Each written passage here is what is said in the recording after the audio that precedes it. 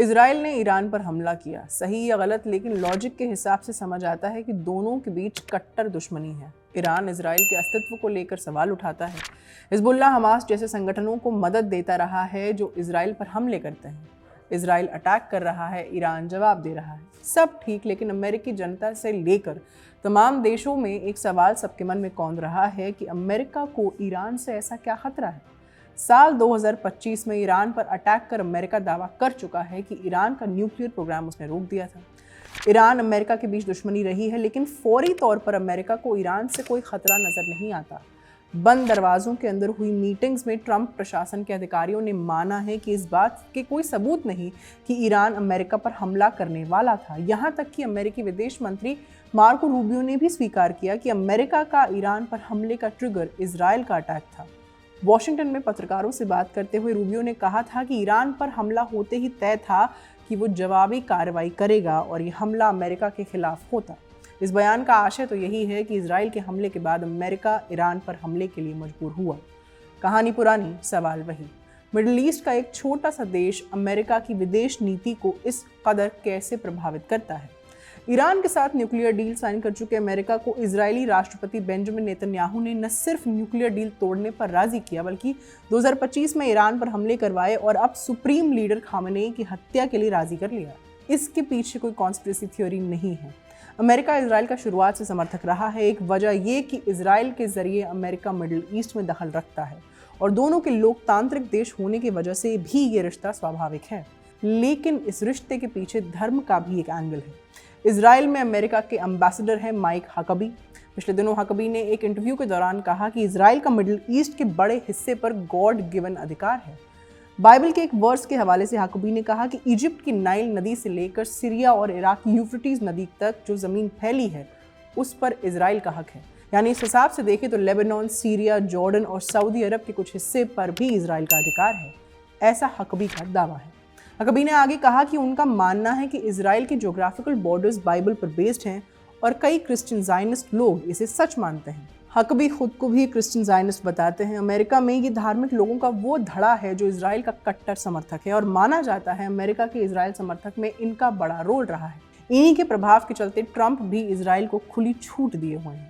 Christian Zionist कौन है? Christian यानी ईसाई और ज़ायनिस्ट यानी वो लोग जो मानते हैं कि यहूदी धर्म के मानने वालों के लिए एक अलग देश इजराइल होना चाहिए। ज़ायनिज़्म वो विचारधारा रही है जिसका इजराइल के गठन में बड़ा रोल रहा है और यहूदी धर्म को मानने वाले कई लोग खुद को ज़ायनिस्ट भी मानते हैं।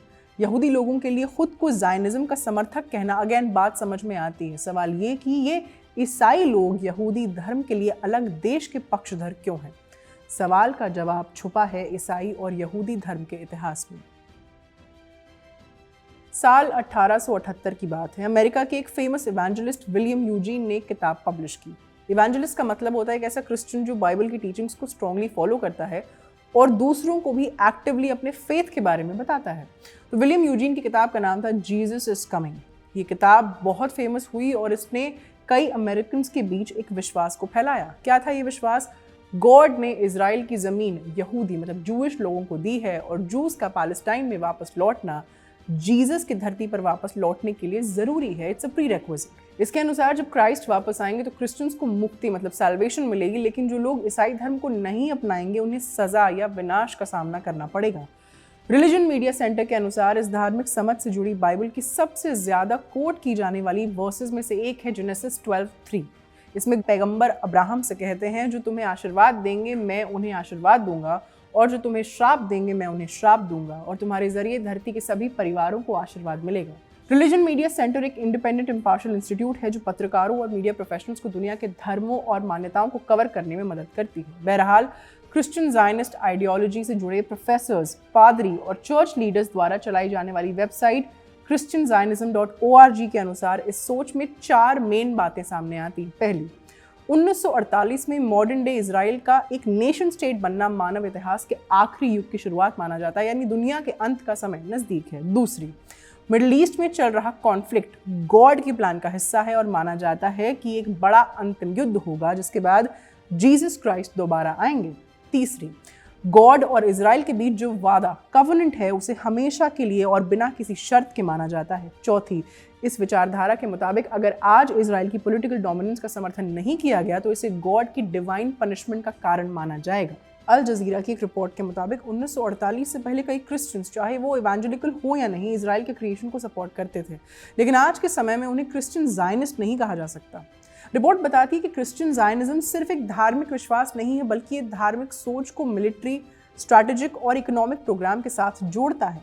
डेविड स्विफ्ट इस रिपोर्ट में समझाते हैं कि क्रिश्चियन जायनिज्म का मतलब सिर्फ ये मानना नहीं है कि बाइबल के अनुसार इजराइल यहूदियों की ज़मीन है, बल्कि ये मानना है कि इजराइल के एक्सपेंशन का सपोर्ट करना यूएसए के स्ट्रैटेजिक, मिलिट्री और इकोनॉमिक इंटरेस्ट में है। इंटरेस्ट या स्वार्थ से परे इस विचारधारा का एक और पहलू भी है। ये समझना भी ज़रूरी है कि क्रिश्चियन जायनिज्म केवल राजनीतिक सोच नहीं, बल्कि गहरी आध्यात्मिक आस्था से जुड़ा मुद्दा भी है। ये ज़रूरी नहीं कि दूसरों के प्रति किसी दुश्मनी से पैदा हुआ हो। कई क्रिश्चियन जायनिस्ट सच में मानते हैं कि वो न्याय का समर्थन कर रहे हैं और अपनी समझ के अनुसार ईश्वर की इच्छा को पूरा कर रहे हैं। उनका सपोर्ट अक्सर ह्यूमैनिटेरियन एड, चैरिटी वर्क्स और क्रिश्चियन और जूविश कम्युनिटीज़ के बीच रिश्ते मजबूत करने जैसे एफर्ट्स के रूप में भी दिखाई देता है। लेकिन क्रिटिक्स का तर्क है कि अच्छी नीयत से बनाए गए बिलीफ सिस्टम्स भी ऐसी पॉलिटिकल वेव्स को जन्म दे सकते हैं जो दूसरों के अधिकारों और उनके दुखों को नज़रअंदाज कर दें, खासकर उन फिलिस्तीनियों के जो कब्जे या डिस्प्लेसमेंट की स्थिति में रह रहे हैं। ऑथर और एकेडमिक क्रिश्चियन टर्म के अनुसार क्रिश्चियन जायनिस्ट लोगों की सबसे बड़ी संख्या यूएसए में है और इनकी संख्या 3 करोड़ से भी ज़्यादा है। इनमें से ज़्यादातर लोग साउथ ईस्ट और साउथ सेंट्रल इलाकों के इवेंजेलिकल चर्चेस से जुड़े हैं, जिस एरिया को अक्सर बाइबल बेल्ट कहा जाता है। अल शबाका दुनिया का एक लौता ग्लोबल पैलेस्टीनियन थिंक टैंक है। वहाँ के ही एक पॉलिसी फेलो फाती निमेर के अनुसार इस विचारधारा का सबसे बड़ा संगठन क्रिश्चियंस यूनाइटेड फॉर इजराइल है, जिसके लगभग 1 करोड़ सदस्य हैं। उन्होंने बताया कि इनमें से ज़्यादातर लोग रूढ़िवादी मतलब कंजर्वेटिव और रिपब्लिकन पार्टी के सपोर्टर्स हैं। ये लोग मेनली बाइबल बेल्ट में पाए जाते हैं, लेकिन अमेरिका के और भी हिस्सों में मौजूद हैं। साथ ही रिपब्लिकन पार्टी के लिए एक बहुत प्रभावशाली वोट बैंक भी ये लोग माने जाते हैं। हालांकि डेविड स्विफ्ट ने कहा कि इस बड़े ग्रुप में से केवल कुछ मिलियन लोग ही ऐसे हैं जो क्रिश्चियन जायनिज्म के पॉलिटिकल, मिलिट्री और रिलीजियस पहलुओं को पूरी तरह से मानते हैं और उनका समर्थन करते हैं। क्रिश्चियन जायनिस्ट लोग यूएसए की राजनीति से गहराई से जुड़े हुए हैं। रिपब्लिकन पार्टी और डेमोक्रेटिक पार्टी दोनों पार्टीज को फंड देने वाले कई बड़े डोनर्स क्रिश्चियन जायनिस्ट विचारधारा से जुड़े होते हैं। क्रिश्चियन जायनिस्ट ने अमेरिका की इजराइल पॉलिसी को प्रभावित करने में एक साफ और अहम भूमिका निभाई है। कई इवेंजेलिकल क्रिश्चियंस मानते हैं कि मॉडर्न इजराइल का बनना बिब्लिकल प्रोफेसी का सच होना है, इसीलिए वो इजराइल का समर्थन करना अपना धार्मिक कर्तव्य समझते हैं। अमेरिका में इवेंजेलिकल समुदाय एक बड़ा और प्रभावशाली वोट बैंक है, इसीलिए उनकी सोच का राजनीतिक असर भी होता है। रोनाल्ड रीगन और डोनाल्ड ट्रंप जैसे प्रेसिडेंट्स ने भी खुलकर प्रो इजराइल इवेंजेलिकल सेंटिमेंट को प्रमोट किया था। इस सेंटिमेंट का एक बड़ा एग्जाम्पल 2018 में अमेरिकन एम्बेसी को तेल अवीव से जेरूसलेम शिफ्ट करना था। क्रिश्चियंस यूनाइटेड फॉर इजराइल जैसी ऑर्गेनाइजेशन, जिसे जॉन हगी ने स्थापित किया था, कांग्रेस पर लॉबिंग करती हैं और वोटर्स को मोबिलाइज करती हैं ताकि इजराइल को मजबूत मिलिट्री और डिप्लोमेटिक सपोर्ट मिले। To put in a crisp manner, Christian Zionist धार्मिक विश्वास, ऑर्गेनाइज्ड लॉबिंग और इलेक्टोरल ताकत, इन तीनों को मिलाकर अमेरिकन पॉलिसी को इन्फ्लुएंस करते हैं। खासकर यरूशलेम, ईरान और रीजनल सिक्योरिटी जैसे मुद्दों पर उनका असर साफ दिखाई देता है। On the other hand, David Swift का मानना है कि क्रिश्चियन जायनिस्ट लोगों की भूमिका अमेरिका के इजराइल सपोर्ट को तय करने में बहुत बड़ी नहीं रही है और अब उनका इन्फ्लुएंस धीरे धीरे कम हो रहा है। वो कहते हैं कि भले ही क्रिश्चियन जायनिज्म एक बड़े new conservative foreign policy agenda से जुड़ा है जो अमेरिका की डिफेंस इंडस्ट्री और मिलिट्री इंडस्ट्रियल कॉम्प्लेक्सेस से भी संबंधित है, लेकिन फिर भी इस ग्रुप का अमेरिकन पॉलिटिक्स में ज़्यादा इन्फ्लुएंस नहीं है और समय के साथ इसका असर घटता जा रहा है। स्विफ्ट के मुताबिक ट्रेडिशनली यूएसए का इजराइल के लिए सपोर्ट इन वजहों के चलते तय होता रहा है। कोल्ड वॉर स्ट्रैटेजी, अमेरिका में यहूदी कम्युनिटी की तरफ से pressure, American Israel public affairs committee AIPAC जैसे लॉबिंग ग्रुप्स। इवेंजेलिकल क्रिश्चियंस और क्रिश्चियन जायनिस्ट्स का इजराइल के लिए सपोर्ट इसके मुकाबले कम रहा है। नीनी कर्क, जो institute for the study of Christian Zionism की डायरेक्टर हैं और जॉर्ज टाउन यूनिवर्सिटी के centre for contemporary Arab studies की एसोसिएट डायरेक्टर हैं, लिखती हैं कि इस धार्मिक सोच के अनुसार अंत समय में यहूदियों का विनाश होने की बात कही जाती है। फिर भी इजराइल के नेताओं ने क्रिश्चियन जायनिस्ट लोगों से मिलने वाले पैसे और यूएसए की फॉरेन पॉलिसी पर उनके इन्फ्लुएंस को स्वीकार किया है। इस विचारधारा को मानने वालों में खास तौर पर डोनाल्ड ट्रंप के फर्स्ट एडमिनिस्ट्रेशन के कई बड़े ऑफिशियल्स शामिल थे, जैसे former vice president Mike Pence और former secretary of state Mike Pompeo.